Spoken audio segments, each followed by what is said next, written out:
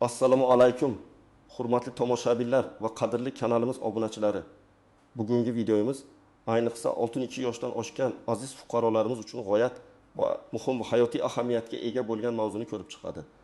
Hozirda juda ko'pchilik yurtdoshlarimizni tashvishga solayotgan, ammo to'liq ma'lumotga ega bo'lmagan bir muammo haqida gaplashamiz. Gap shundaki, pasportingiz bilan bog'liq yangi qoidalar va bu qoidalar sizning pensiyangiz, bank operatsiyalaringiz, tibbiy xizmatlardan foydalanishingiz, hattoki xorijga chiqishingiz kabi eng muhim masalalarga qanday ta'sir qilishini bilib olishingiz shart.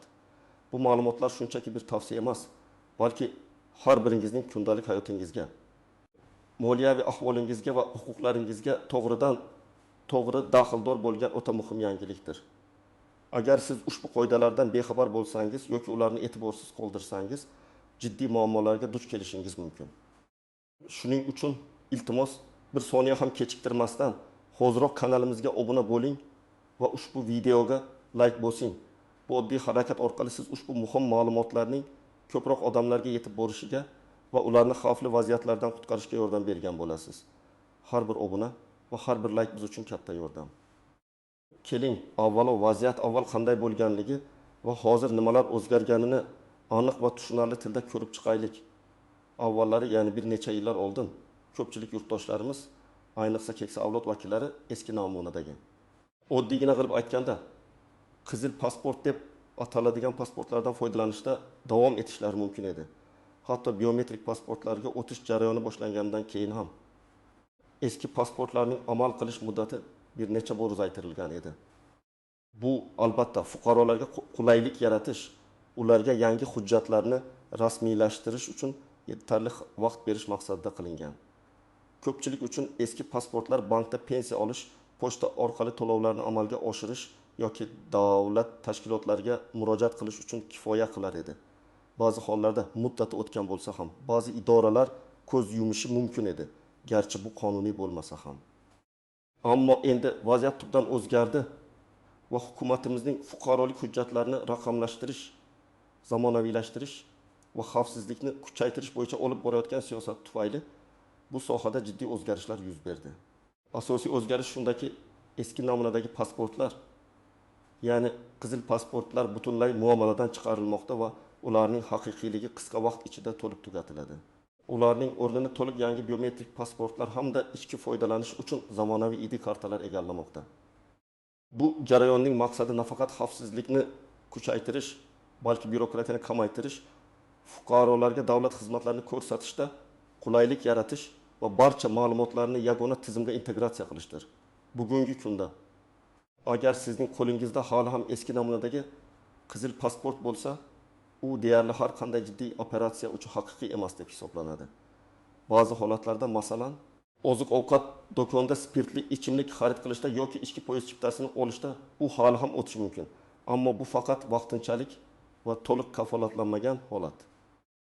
Moliyaviy muassasalar, davlat idoralari va chet elga chiqish bilan bog'liq har qanday masalada eski pasportingiz sizga yordam bera olmaydi. Bu o'zgarish nafaqat qonuniy talab, balki zamonaviy dunyo standartlariga moslashish zaruratidir. Biometrik pasportlar barmoq izlari, yuz tasviri kabi shaxsiy ma'lumotlarni o'z ichiga oladi. Bu esa hujjatning qalbakilashtirishining oldini oladi va fuqaro shaxsini aniqlashni yanada ishonchli qiladi. ID kartalar esa respublika ichida shaxsni tasdiqlovchi asosiy hujjat bo'lib xizmat qiladi. Avvalgi ichki pasport funksiyalarini o'z zimmasiga oladi. Shuni unutmangki, ID karta va biometrik pasport ikki xil hujjat bo'lib, har birining O'zbekiston hududida, biometrik pasport esa xalqaro sayohatlar uchun mo'ljallangan. Endi esa eng muhim qismga o'tamiz. Nimalarni bilishingiz kerak va kimlar xavotirlanishi shart emas. Avvalo, shuni bilishingiz kerakki, eski namunadagi pasportlar haqiqiyligi bo'yicha berilgan barcha muddatlar tugamoqda. Hukumat tomonidan belgilangan oxirgi muddatlar yaqinlashmoqda va ba'zi manbalarga ko'ra 2024 yil oxiriga qadar barcha eski pasportlar to'liq haqiqiy emas deb topilishi kutilmoqda.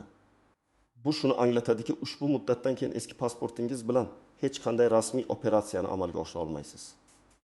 Kimlar xavotirlanishi kerak? Agar siz 32 yoshdan oshgan bo'lsangiz va qo'lingizda hali ham eski namunadagi qizil pasport bo'lsa, siz zudlik bilan harakat qilishingiz shart. Bu siz uchun eng birinchi va eng muhim guruh. Sizning pasportingizni yangi biometrik pasport yoki ID kartaga almashtirish zarurati juda yuqori. Agar sizda biometrik pasport mavjud bo'lsa-yu, uning amal qilish muddati yaqinlashayotgan bo'lsa, masalan, keyingi 1 yil ichida tugaydigan bo'lsa yoki allaqachon tugagan bo'lsa, siz ham darhol pasportingizni yangilashingiz kerak. Biometrik pasportlar 10 yil muddatga beriladi va bu muddat o'tganidan so'ng u ham haqiqiy emas deb hisoblanadi. 3. Agar sizda ID karta bo'lmasa va siz hali ham eski pasportdan foydalanayotgan bo'lsangiz, ID karta olishingiz shart. Unutmang, ID karta hozirda O'zbekiston hududida shaxsni tasdiqlovchi asosiy hujjat hisoblanadi. Kimlar xavotirlanishi shart emas. Agar sizda amaldagi biometrik pasport mavjud bo'lsa va uning amal qilish muddati yana bir necha yillar davomida tugamaydigan bo'lsa, agar sizda ID karta mavjud bo'lsa va siz O'zbekiston hududidan tashqariga chiqishni rejalashtirmayotgan bo'lsangiz, biroq shuni esda tutingki, agar kelajakda xorijga chiqish ehtimoli paydo bo'lsa, biometrik pasport ham kerak bo'ladi. Endi esa ushbu qoidalarga rioya qilmaslik qanday jiddiy oqibatlarga olib kelishi mumkinligini tushunish uchun bir nechta real hayotiy misollarni ko'rib chiqaylik. Birinchi misol, Xolda opa, 75 yoshda. U Toshkent shahrida yashaydi va hali ham eski qizil pasport bilan yuradi. Uning yagona daromad manbai pensiyadir. Har oy Xolda opa bankka borib, pensiyasini naqd pulda oladi. Agar u pasportini o'z vaqtida almashtirmasa, yaqin kelajakda bank uning eski pasportini qabul qilishni to'xtatishi mumkin. Natijada Xolda opa pensiyasini ola olmaydi. Bu uning oilasining moliyaviy ahvoliga jiddiy salbiy ta'sir ko'rsatadi. Chunki ko'pchilik keksa fuqarolarimiz uchun pensiya yagona daromad manbaidir. Pensiya to'lovlari to'xtatiladi, kommunal to'lovlarni amalga oshirishda, masalan, gaz, svet, suv uchun pul to'lashda ham muammolar yuzaga keladi. Hattoki shoshiling tibbiy yordam olishda, poliklinikaga murojaat qilishda yoki kasalxonaga yotishda ham hujjatning haqiqiy emasligi sababli kechikishlar yoki rad javob bo'lishi mumkin.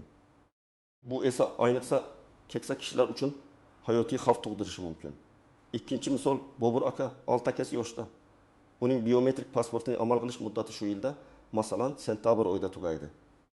Bobur aka o'ylaydi, hali bir necha oy borku keyinroq yoz oxirida almashtiraman. Bu juda katta xato. Amal qilish muddati tugagan pasport ham haqiqiy emas deb hisoblanadi. Agar Bobur aka sentabr oyida nevaralarini ziyorat qilish uchun xorijga, aytaylik, Qozog'istonga yoki Rossiyaga sayohat qilishni rejalashtirgan bo'lsa, aeroportda uning pasportining muddati tugaganligi sababli samolyotga chiqishiga ruxsat berilmaydi. Hattoki xorijga chiqish uchun viza rasmiylashtirishda ham bunday pasport qabul qilinmaydi.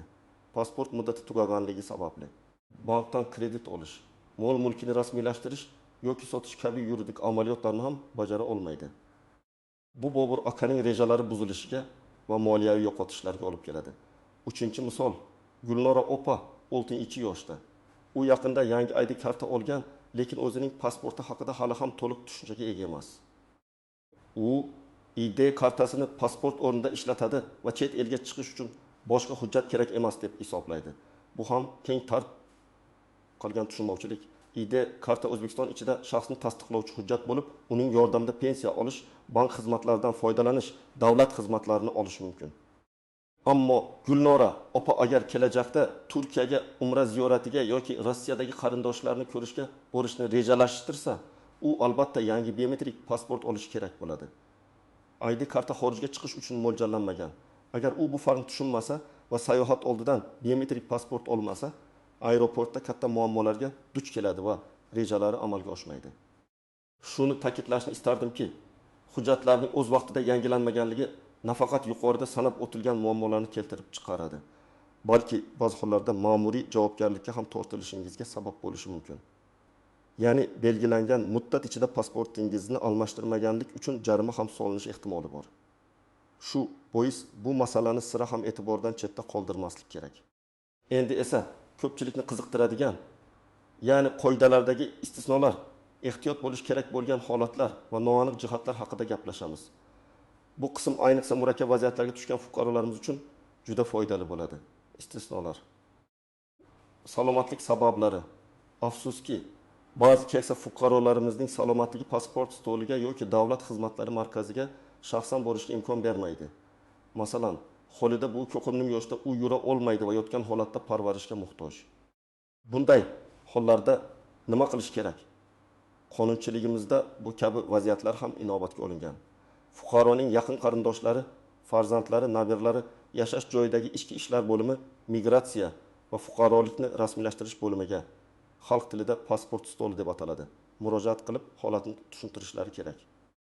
Odatda tibbiy ma'lumotnoma asosida ushbu bo'lim xodimlari fuqaroning yashash manziliga borib, hujjatlarni rasmiylashtirishda yordam berishadi. Maxsus mobil guruhlar yoki uyga borib, xizmat ko'rsatish tizimi joriy etilgan. Buning uchun fuqaroning kasalligi to'g'risida shifoxonadan yoki poliklinikadan olingan rasmiy tibbiy ma'lumotnoma talab qilinadi. Bu ma'lumotnomada fuqaroning harakatlanish imkoniyati cheklanganligi yoki umuman mavjud emasligi ko'rsatilgan bo'lishi lozim. 2. Uzoq hududlar va yetishmaydigan sharoitlar. Respublikamizning ba'zi chekka hududlarda yashovchi fuqarolar uchun transport va aloqa infratuzilmasi yetarli darajada rivojlanmagan bo'lishi mumkin. Ular uchun davlat xizmatlari markaziga yoki pasport stoliga borish jiddiy muammo tug'dirishi mumkin. Bunday holatlarda hududiy hokimiyat organlari va ichki ishlar bo'limlari hamkorligida sayyor xizmatlar tashkil etilishi mumkin. Ya'ni maxsus xodimlar zarur jihozlar bilan birga qishloq yoki ovullarga borib, joyida pasport yoki ID karta rasmiylashtirish xizmatini ko'rsatishadi. Bu haqda mahalliy hokimiyat yoki mahalla qo'mitasidan ma'lumot olish mumkin. Nogironligi bo'lgan shaxslar, nogironligi bo'lgan fuqarolar uchun ham alohida e'tibor beriladi. Ularga davlat boji to'lovlarda imtiyozlar berilishi yoki hujjatlarni rasmiylashtirish jarayoni soddalashtirilishi mumkin. Bu imtiyozlar bo'yicha aniq ma'lumotni davlat xizmatlari markazlaridan yoki yagona interaktiv davlat xizmatlari portalidan my.gov olishingiz mumkin. Ehtiyot bo'lish kerak bo'lgan holatlar va tuzoqlar. 1. Soxta muddatlar va firibgarlar. Afsuski, bunday vaziyatlardan foydalanib qolishga urinadigan firibgarlar ham uchrab turadi. Ular go'yoki tezkor yoki maxsus xizmatlar taklif qilib, fuqarolardan ortiqcha pul talab qilishlari mumkin. Bunday takliflardan ehtiyot bo'ling. Pasport yoki ID kartani rasmiylashtirish faqat rasmiy davlat xizmatlari markazlar yoki IB migratsiya va fuqarolikni rasmiylashtirish bo'limlari orqali amalga oshiriladi. Hech qanday yordamchi yoki vositachi xizmatiga ishonmang. Barcha to'lovlar faqat davlat tomonidan belgilangan davlat bojidan iborat bo'lib, ular bank kassalari, Paynet terminallari yoki DXM kassalari orqali amalga oshiriladi. 2. Muddati o'tgan biometrik pasportlar. Ko'pchilik biometrik pasportni bir marta olganidan keyin u abadiy amal qiladi deb o'ylaydi. Bu xato.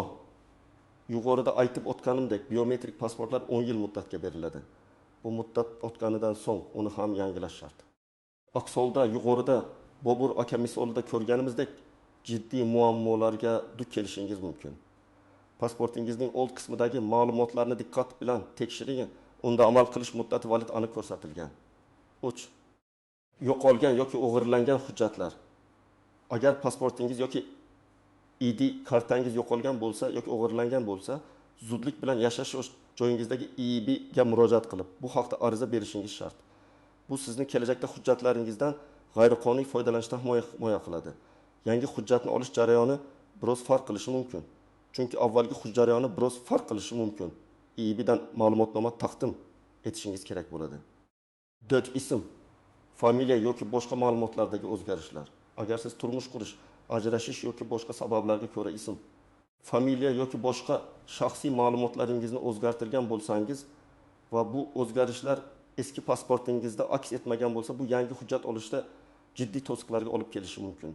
Bunday hollarda avval o'zgartirishlarni tasdiqlovchi barcha hujjatlarni, masalan, nikoh yoki ajrim guvohnomasi, ism o'zgartirish to'g'risidagi guvohnoma tartibga solib olish va keyinroq pasport rasmiylashtirishga murojaat qilish kerak. Noaniq va e'tibordan chetda qoladigan jihatlar. 1. Ishonchnoma power of attorney. Ko'pchilik keksa fuqarolarning yaqinlari ular nomidan hujjat topshirishni yoki olishni xohlashi tabiiy. Biroq shuni esda tutish kerakki, pasport yoki ID karta rasmiylashtirishda fuqaroning shaxsan ishtiroki majburiydir. Barmoq izlari olish va rasmga tushish uchun u shaxsan borishi shart. Faqatgina hujjat tayyor bo'lgandan keyin maxsus notarial tasdiqlangan ishonchnoma asosida yaqin qarindoshlar hujjatni olib ketishlari mumkin. Ammo shaxsan ishtirok etish zarurati har qanday holatda ham saqlanib qoladi. 2. Elektron imzo. imzo ID kartalarining joriy etilishi elektron xizmatlardan foydalanish imkoniyatini sezilarli darajada oshirdi. Garchi bevosita pasport olish jarayoni uchun elektron imzo talab etilmasa-da, kelajakda fuqarolar turli davlat xizmatlaridan masofadan turib foydalanishlari uchun elektron imzo muhim ahamiyat kasb etadi. Bu keksa fuqarolarimizga uylardan chiqmasdan turli operatsiyalarni amalga oshirishda qulaylik yaratishi mumkin. 3. Manzil ro'yxati, propiska. Pasportingizdagi yoki ID kartangizdagi doimiy yashash manzil qiling. Propiska dolzarb ekanligiga ishonch hosil qiling. Barcha davlat xizmatlari, jumladan pensiya to'lovlari, tibbiy yordam sizning ro'yxatga olingan manzilingizga bog'liq. Agar siz manzilingizni o'zgartirgan bo'lsangiz va bu pasportingizda aks etmagan bo'lsa, yangi hujjat olish bilan birga manzil ma'lumotlarini ham yangilashingiz kerak bo'ladi. Bu juda muhim. Chunki xatolar va tushunmovchiliklar turli xizmatlardan foydalanishda kechikishlarga sabab bo'lishi mumkin. Mana endi amaliy maslahatlar qismiga yetib keldik. Yuqoridagi ma'lumotlarni hisobga olgan holda har biringiz nima qilishingiz kerakligini aniq va tushunarli qilib aytib beraman. Bu qadamlar ro'yxati sizga to'g'ri yo'nalishni ko'rsatadi va keraksiz ovoragarchiliklarning oldini oladi.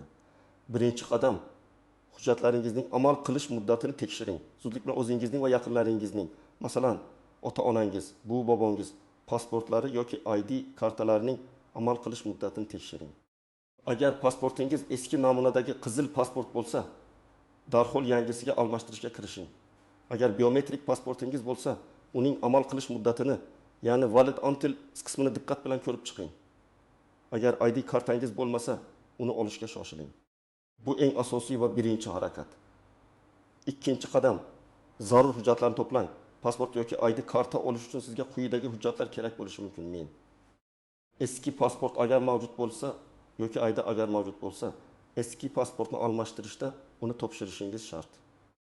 Tug'ilganlik haqida guvohnoma, o'tim nikoh guvohnomasi agar turmush qurgan bo'lsangiz, ajrim guvohnomasi agar ajrashgan bo'lsangiz, harbiy guvohnoma erkaklar uchun agar mavjud bo'lsa, 6 davlat boji to'langanligi haqidagi kvitansiya.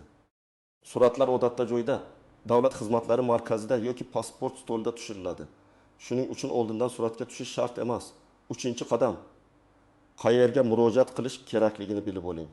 Pasport yoki ID kartani rasmiylashtirish uchun siz 2 asosiy joyga murojaat qilishingiz mumkin. Yashash joyingizdagi ichki ishlar bo'limi, migratsiya va fuqarolikni rasmiylashtirish bo'limi. Xalq orasida pasport stoli deb ataladi. 2 davlat xizmatlari markazlari, DXM. Men sizga ayniqsa DXM ga murojaat qilishni tavsiya qilaman. Chunki u yerda xizmat ko'rsatish yanada qulay va navbatlar kamroq bo'lishi mumkin. Ko'pgina DXMlar qulay sharoitlar yaratishgan, masalan, kutish joylari, elektron navbat tizimi va xodimlar yordami. 4-qadam, arizani topshirish jarayoni. Pasport yoki ID karta olish uchun shaxsan o'zingiz borishingiz majburiydir. Jarayon quyidagicha kechadi. 1. Davlat xizmatlari markaziga yoki pasport stoliga borib elektron navbat oling. 2. Navbatingiz kelganda mas'ul xodimga hujjatlaringizni topshirasiz. Sizdan barmoq izlari olinadi, biometrik ma'lumotlar. 4. Joyida rasmga tushasiz. 5. Xodim sizga elektron sharhni to'ldirishda yordam beradi. Arizani diqqat bilan o'qib chiqing va barcha ma'lumotlarning to'g'riligiga ishonch hosil qiling. Agar qandaydir savollaringiz bo'lsa, xodimdan so'rashdan tortinmang. Oltin arizani imzolaysiz. 5-qadam, davlat bojini to'lash. Davlat boji miqdori qonun bilan belgilangan va u doimiy ravishda o'zgarib turishi mumkin. Shuning uchun murojaat qilishdan oldin aniq miqdorni so'rab olish maqsadga muvofiq davlat bojini to'lash usullari bank kassalari orqali, Paynet yoki boshqa to'lov tizimlari orqali, davlat xizmatlari markazlaridagi maxsus kassalar orqali. Bo'ysiz murojaat qilish imkoniyati ko'zda tutilgan ba'zi imtiyozli toifalar ham bo'lishi mumkin. Masalan, ayrim nogironligi bor shaxslar. Bu haqda DXM xodimlaridan aniqlashtiring. 6-qadam, hujjat tayyor bo'lishini kutish va uni olish. Hujjat tayyor bo'lish muddati odatda bir necha kundan 2 haftagacha bo'lishi mumkin. Sizga hujjatni qachon va qayerdan olish kerakligi haqida ma'lumot beriladi. Ba'zi hollarda SMS xabar orqali ham xabar berilishi mumkin. Belgilangan muddatda belgilangan joyga borib, tayyor bo'lgan pasportingizni yoki ID kartangizni shaxsan qabul qilib olasiz. Uni olgandan keyin barcha ma'lumotlar, ism, familiya, tug'ilgan sana, yashash manzili to'g'ri yozilganligini diqqat bilan tekshiring. 7-qadam, agar qiyinchiliklarga duch kelsangiz, nima qilish? Agar sizga hujjat rasmiylashtirishda asossiz rad javobi berilsa, uzoq navbatlar bo'lsa, xodimlar tomonidan qo'pol munosabatda bo'linsa yoki boshqa biror muammoga duch kelsangiz, darhol quyidagi organlarga murojaat qilishingiz mumkin. Davlat xizmatlari markazining yuqori rahbariyatiga, Ichki ishlar bo'limi migratsiya va fuqarolikni rasmiylashtirish bo'limi boshlig'iga, Adliya vazirligining ishonch telefoniga, telefon raqamlarini internetda yoki DXM da topishingiz mumkin.